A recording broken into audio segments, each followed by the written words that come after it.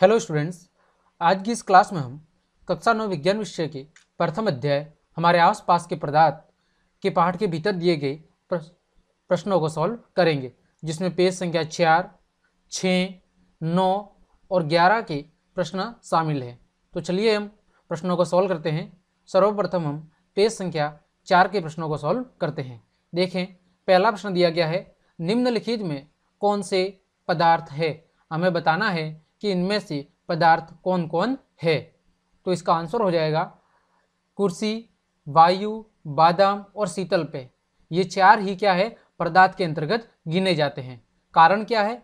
क्योंकि पदार्थ हम उसे ही कहते हैं जो कुछ स्थान घेरता है और जिसका कुछ न कुछ द्रव्यमान होता है, उसे ही पदार्थ या द्रव्य कहा जाता है। बाकी अगर कोई वस्तु या कुछ भी अन्य चीज़ें जो स्थान नहीं घेर रही है और जिसका द्रव्यमान नहीं होता, उन्हें हम पदार्थ या द्रव्य नहीं कहते। जैसे स्नेह, गंध, घृणा, विचार, शीत, इत्र की सुगंध, ये न तो कोई स्थान घेरते हैं और न ही इनका कोई द्रव्यमान होता है, इस कारण से इन्हें पदार्थ नहीं कहा जाता।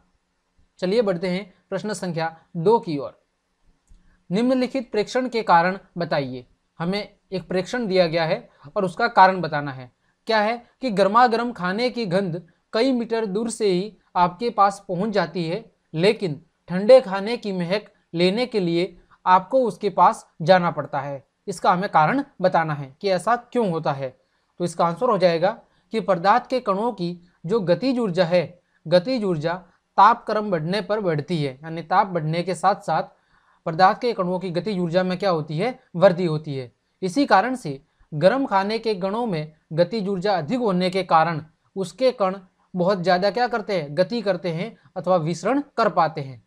इसी कारण से गर्म खाने की गंध कई मीटर दूर तक भी फैल जाती है, लेकिन ठंडे खाने में जो कण मौजूद हैं उनकी गतिज ऊर्जा कम होने के कारण उसकी सुगंध ज़्यादा दूर तक नहीं फैल पाती। आया समझ में? तो ये किस पर निर्भर है? गतिज ऊर्जा के कारण ऐसा होता है। जो कणों की गतिज ऊर्जा होती है उसके कारण हमें गर्मा गर्म खाने की गंध कई मीटर दूर तक पहुंच जाती है, जबकि ठंडे खाने की सुगंध ज़्यादा दूरी तक नहीं पहुंच पाती। आगे हम बात करें, जैसे एक चित्र भी बताया गया है कि जब अगरबत्ती को जलाया जाता है तो उसके ताप में क्या होती है, वृद्धि होती है, और ताप में वृद्धि होने के कारण अगरबत्ती की सुगंध भी आसपास के वातावरण में फैल जाती है। लेकिन अगर अगरबत्ती को ना जलाया जाए तो ऐसी स्थिति में उसकी सुगंध ज़्यादा दूरी तक नहीं फैल पाएगी। आया समझ में? चलिए बढ़ते हैं प्रश्न संख्या 3 की ओर। स्विमिंग पूल में गोताखोर पानी काट पाता है, इससे पदार्थ का कौन सा गुण प्रेक्षित होता है।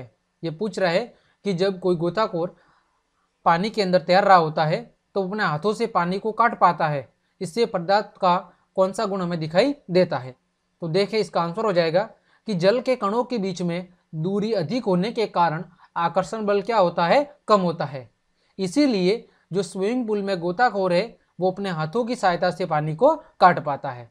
इसका कारण क्या है कि जल के कणों के बीच की दूरी ज़्यादा होने के कारण उसके बीच का आकर्षण बल क्या होता है, कम होता है। इस कारण से गोताखोर आसानी से अपने हाथों के द्वारा पानी को काट पाता है और तैरने में सक्षम हो पाता है। जैसे ये चित्र भी बताया गया है जिसमें ठोस के बीच जो कण होते हैं, ठोस पदार्थ में कणों के बीच का आकर्षण बल बहुत मजबूत होता है, इसी कारण उसे तोड़ना कठिन होता है। जबकि द्रव में कणों के बीच का आकर्षण बल थोड़ा कम होता है, इसी कारण उसे थोड़ा बल लगा के आसानी से अलग किया जा सकता है। वही गैस के कणों के बीच में आकर्षण बल बहुत कम होता है, इसी कारण से गैस के कण वायुमंडल में आसानी से फैल जाते हैं। आया समझ में? चलिए बढ़ते हैं प्रश्न संख्या 4 की ओर। पदार्थ के कणों की क्या विशेषताएं होती है। हमें पदार्थ के कणों की विशेषताएं बतानी है। देखें, पदार्थ के कणों की पहली विशेषता है कि पदार्थ के कणों के बीच में रिक्त स्थान होता है। ठीक है, तभी तो अभी देखा कि जब गोताखोर पानी में तैर रहा होता है तो वो अपने हाथों से क्या कर पानी को काट पाता है, क्योंकि कणों के बीच में आकर्षण बल की कमी होने के कारण उनके बीच में रिक्त स्थान पाया जाता है। दूसरा, पदार्थ के कण निरंतर गतिशील रहते हैं। तीसरा, पदार्थ के कणों के बीच अंतरा अणु का आकर्षण बल पाया जाता है। ये तीनों पदार्थ के कणों की विशेषता है। अगर हम चित्र की बात करें तो देखें, पहले का जो उदाहरण है ये हो जाएगा कि जब हम पानी में नमक को मिलाते हैं तो नमक कुछ देर बाद पानी में पूर्ण रूप से घुल जाता है, इसका मतलब ये है कि पानी के कणों के बीच में रिक्त स्थान था, इसी कारण से नमक के कण उसमें समाहित हो गए। अगर हम दूसरे के उत्तर की बात करें कि पदार्थ के कण निरंतर गतिशील रहते हैं, तो आपने देखा होगा कि जब अगरबत्ती को जलाया जाता है तो उसके कण सारे वायुमंडल में फैल जाते हैं, यानी आसपास के वातावरण में फैल जाते हैं। वो क्यों फैले? क्योंकि उसमें गति का गुण पाया जा रहा है, इसी कारण वो आसपास के वातावरण में फैल जाते हैं।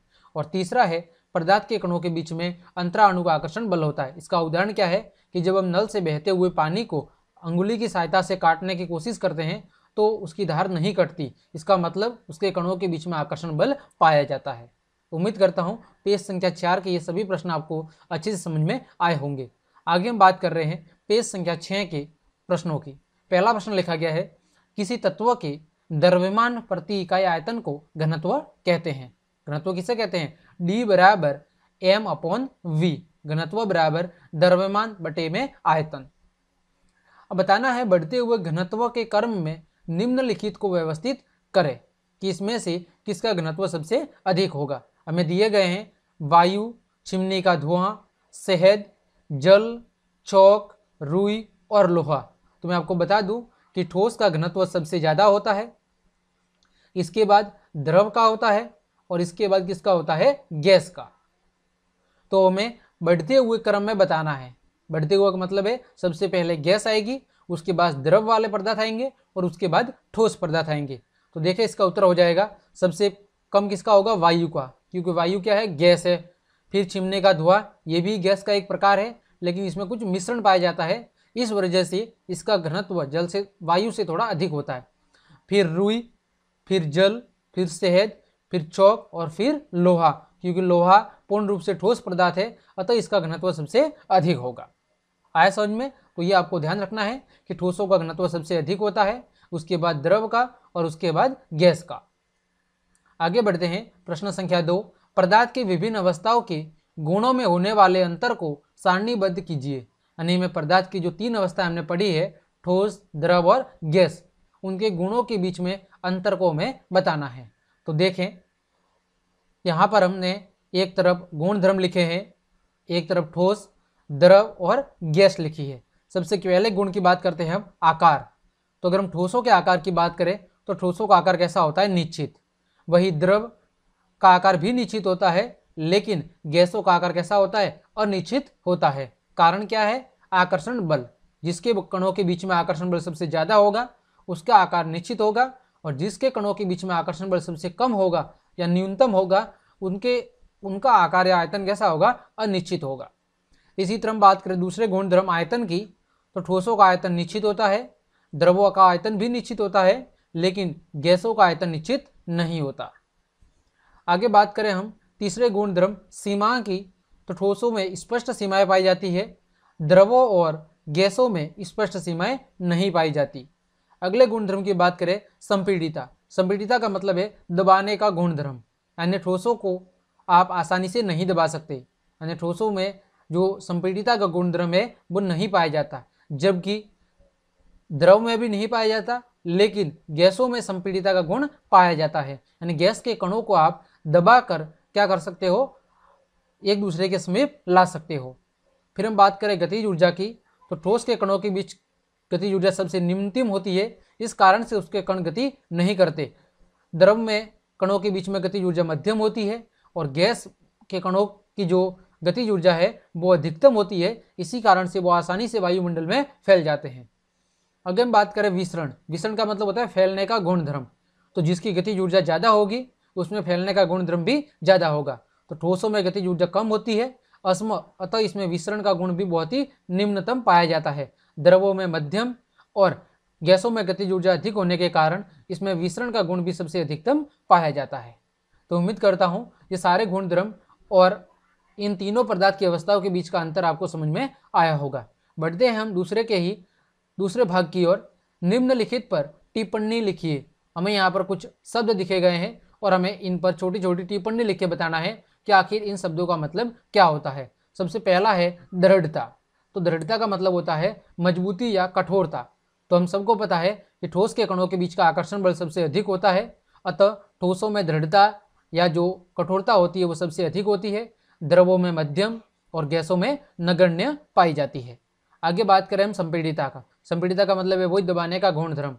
तो ठोसों में जो संपीड़िता है वो सबसे कम होती है, फिर मध्यम द्रवों में या नगण्य होती है द्रव में भी, और गैसों में सबसे अधिक होती है। तो वही लिखा गया है कि गैसों में संपीड़िता सबसे अधिक होती है, इन्हें आसानी से दबाया जा सकता है, परंतु ठोस पदार्थ और तरल यानी द्रवों में संपीड़िता कैसी होती है, नगण्य होती है, यानी इन्हें आप दबा नहीं सकते। आगे है तरलता। तरलता का मतलब होता है वही बहने का गुणधर्म, यानी पदार्थ का वह गुणधर्म जिसके कारण वह आसानी से बह सकता है। तो आप सब जानते होंगे कि ठोस पदार्थों में बहने का गुण नगण्य पाया जाता है, गैसों में सबसे अधिकतम और द्रवों में मध्यम पाया जाता है।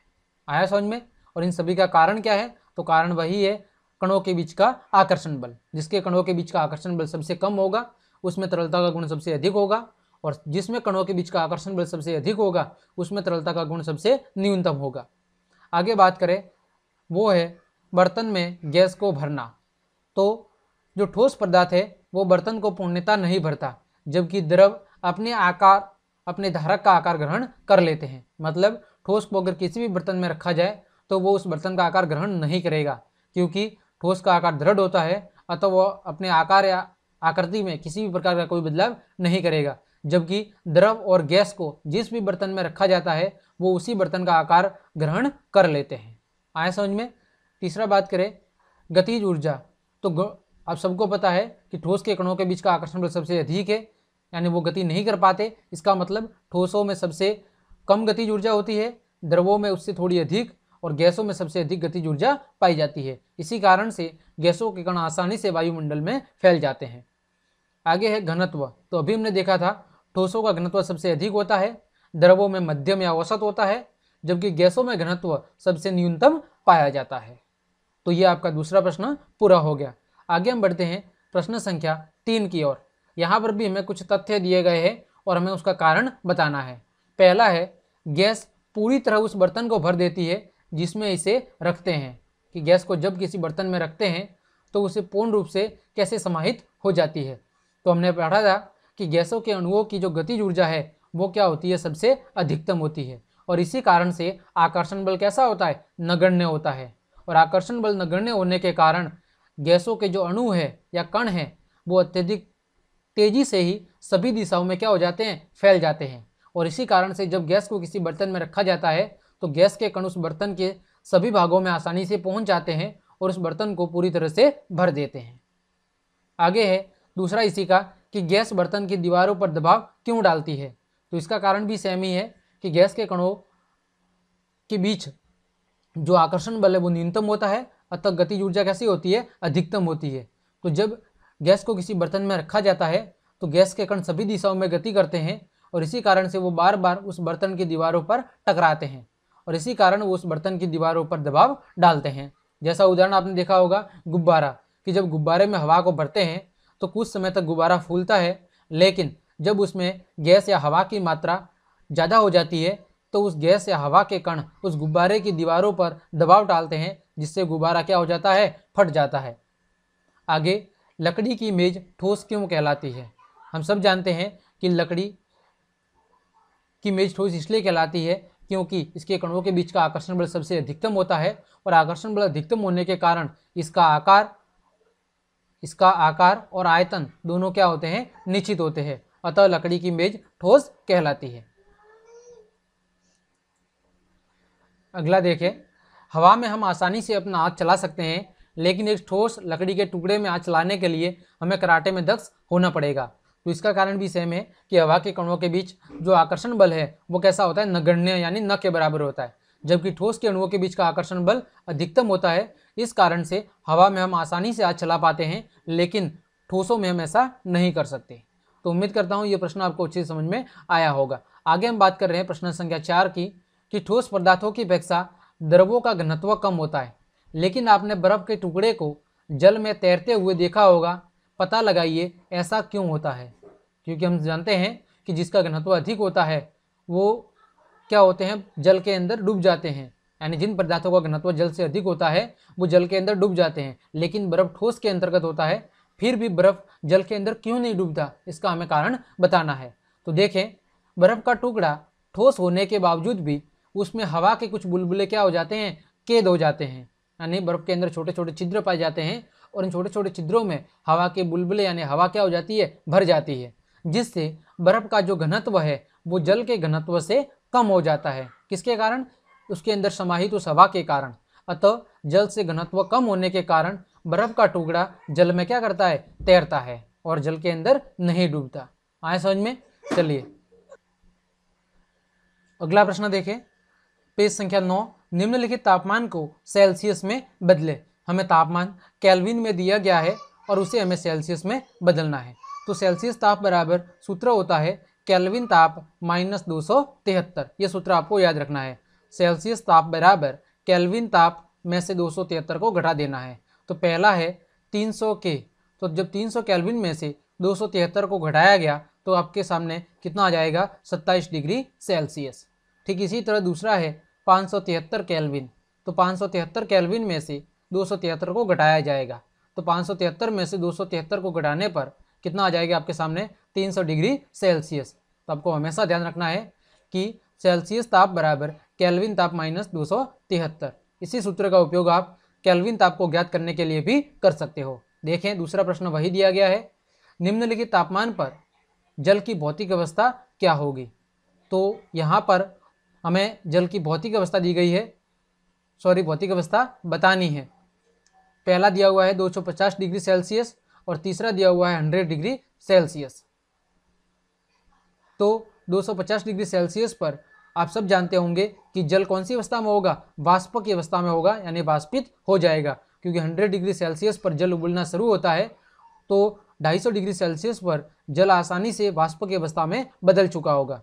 और दूसरा है 100 डिग्री सेल्सियस, तो 100 डिग्री सेल्सियस पर जल अभी उबलना शुरू हुआ होगा, मतलब वो अभी जल वाष्प की स्थिति में होगा, वो पूर्ण रूप से वाष्प की अवस्था में नहीं होगा। आया समझ में? आगे देखें प्रश्न संख्या 3। किसी भी पदार्थ की अवस्था परिवर्तन के दौरान तापमान स्थिर क्यों रहता है, यानी जब एक पदार्थ की अवस्था परिवर्तित हो रही होती है तो उसका तापमान स्थिर क्यों रहता है। अगला प्रश्न देखें, पेज संख्या 9 का पहला प्रश्न, निम्नलिखित तापमान को सेल्सियस में बदले। हमें तापमान केल्विन में दिया गया है और उसे हमें सेल्सियस में बदलना है। तो देखें सेल्सियस ताप बराबर सूत्र होता है केल्विन ताप -273। तो पहले में हम 300 में से 273 को घटा देंगे तो हमें कितना मिलेगा, 27 डिग्री सेल्सियस। ठीक इसी तरह दूसरा भी 573 में से 273 को घटा देने पर हमारे पास तापमान आ जाएगा 300 डिग्री सेल्सियस। तो ये सूत्र आपको हमेशा ध्यान रखना है, ये सेल्सियस तापमान और केल्विन तापमान के बीच का रिलेशन है। आगे देखें प्रश्न संख्या 2। निम्नलिखित तापमान पर जल की भौतिक अवस्था क्या होगी। हमें कुछ तापमान दिया गया है और बताना है कि इन तापमान पर जल की जो भौतिक अवस्था है वो किस अवस्था में होगी। देखें पहला है 250 डिग्री सेल्सियस, तो हम जानते हैं कि जल 100 डिग्री सेल्सियस पर उबलना शुरू हो जाता है, तो 250 डिग्री सेल्सियस पर वो पूर्ण रूप से वाष्प या भाप की अवस्था में परिवर्तित हो चुका होगा। तो 250 डिग्री तापमान पर वो वाष्पित हो जाता है, यानी वाष्प की अवस्था में होगा। वही दूसरा है 100 डिग्री सेल्सियस, तो 100 डिग्री सेल्सियस पर जल उबलना शुरू होता है, इसका मतलब एग्जैक्ट 100 डिग्री सेल्सियस पर वो अभी जल वाष्प की स्थिति में होगा, यानी जल से वाष्प बनने की प्रक्रिया में होगा। अभी वो न तो पूर्ण रूप से जल की अवस्था में होगा और न ही पूर्ण रूप से वाष्प की अवस्था में होगा, तो अतः इसे जल वाष्प अवस्था के नाम से जाना जाएगा।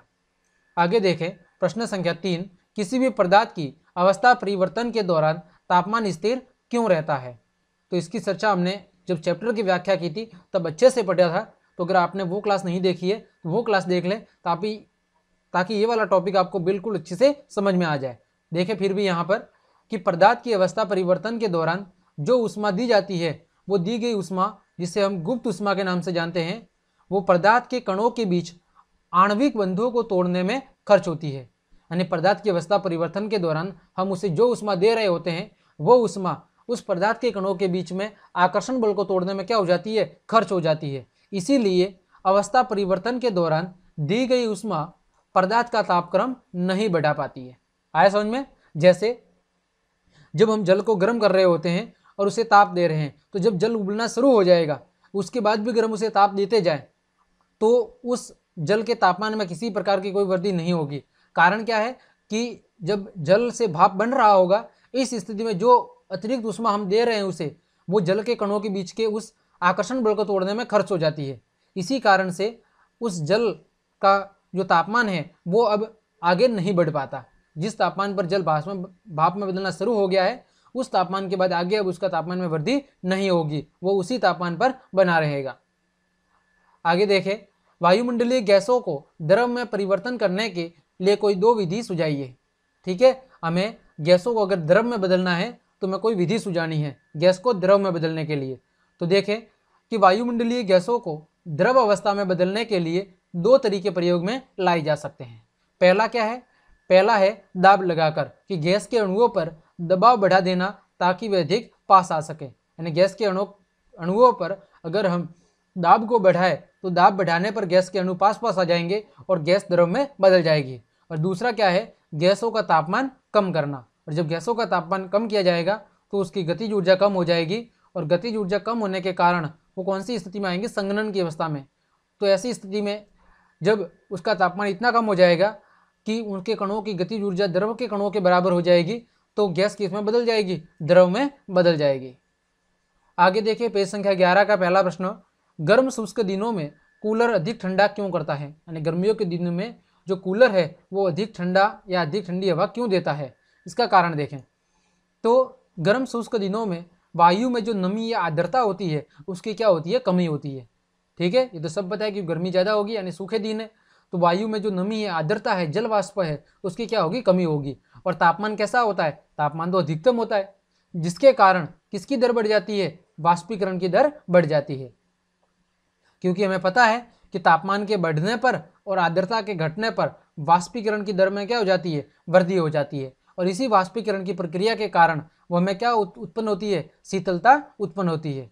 अतः कूलर के अंदर से जो ठंडी हवा है वो कमरे में फैलकर ठंडक प्रदान करती है। कारण क्या है? वाष्पीकरण की प्रक्रिया। आगे देखें, गर्मियों में घड़े का जल ठंडा क्यों होता है? इसका कारण भी वही वाष्पीकरण है। देखें, घड़े में बहुत अधिक संख्या में छोटे छोटे छिद्र होते हैं, आप सब जानते होंगे, जिसके कारण पानी बाहर रिसता रहता है। ठीक है, जिसके कारण छोटे छोटे छिद्रों से पानी क्या होता है? बाहर की ओर रिसता रहता है। और इस बाहर रिसने वाले पानी का क्या हो जाता है? वाष्पीकरण हो जाता है। और इसी तरह मटके के ऊपर पानी बाहर आता रहता है, यानी वाष्पीकरण की प्रक्रिया के कारण वो बाहर वाले जल का क्या हो जाता है? वाष्पीकरण। और जब उस मटके से छोटे छोटे छिद्रों की सहायता से बार बार पानी बाहर आता रहता है, तो वाष्पीकरण में जो कम ऊर्जा हुई है, वाष्पीकरण की जो प्रक्रिया हो रही है, उस प्रक्रिया में जो ऊर्जा कम हुई है, उस ऊर्जा की प्राप्ति पुनः घड़े के मटके में जो पानी है उस शेष बचे हुए जल से वाष्पीकरण की गुप्त ऊष्मा के रूप में होती है। ठीक है, यानी कि घड़े के छोटे छोटे छिद्रों से जो पानी बाहर आ रहा है उस पानी का क्या हो रहा है? वाष्पीकरण हो रहा है। और वाष्पीकरण होने के कारण, वाष्पीकरण की प्रक्रिया के कारण जो ऊर्जा कम हुई है उस ऊर्जा की पूर्ति करने हेतु वो ऊर्जा कहाँ से ली जाती है? घड़े के अंदर जो जल शेष बचा हुआ है उस बचे हुए जल से क्या की जाती है? वो ऊर्जा पुनः ग्रहण की जाती है। और इसी कारण से ये प्रक्रिया चलती रहती है। और इसी वाष्पीकरण की प्रक्रिया के कारण वो घड़े का जल क्या हो जाता है? मटके के अंदर जो मटके के अंदर जल मौजूद है वो क्या हो जाता है? ठंडा हो जाता है। आगे देखें, एसीटोन अथवा पेट्रोल या इत्र डालने पर हमारी हथेली ठंडी क्यों हो जाती है? तो इसका कारण भी वही वाष्पीकरण है कि एसीटोन अथवा पेट्रोल या इत्र डालने पर हमारी हथेली ठंडी हो जाती है। कारण क्या है? कि इसके कण हथेली या उसके आसपास से क्या करते हैं? ऊर्जा प्राप्त करते हैं। यानी जब इस पदार्थों को हमारे हाथ पर डाला जाता है तो हमारी हथेली अथवा आसपास के वातावरण से क्या करते हैं? ऊर्जा प्राप्त करते हैं। और ऊर्जा पाकर ये क्या हो जाते हैं? वाष्पीकृत हो जाते हैं। और वाष्पीकृत होने के कारण ही हमें हथेली पर शीतलता महसूस होती है, क्योंकि वाष्पीकरण के लिए जो ऊर्जा नष्ट हुई है उस ऊर्जा की पुनः प्राप्ति हमारी हथेली अथवा आसपास के वातावरण से की जाएगी। इसी कारण से हथेली अथवा उसके आसपास का वातावरण क्या हो जाता है? ठंडा हो जाता है। अगला प्रश्न देखें, कप की अपेक्षा प्लेट से हम गर्म दूध या चाय जल्दी क्यों पी लेते हैं?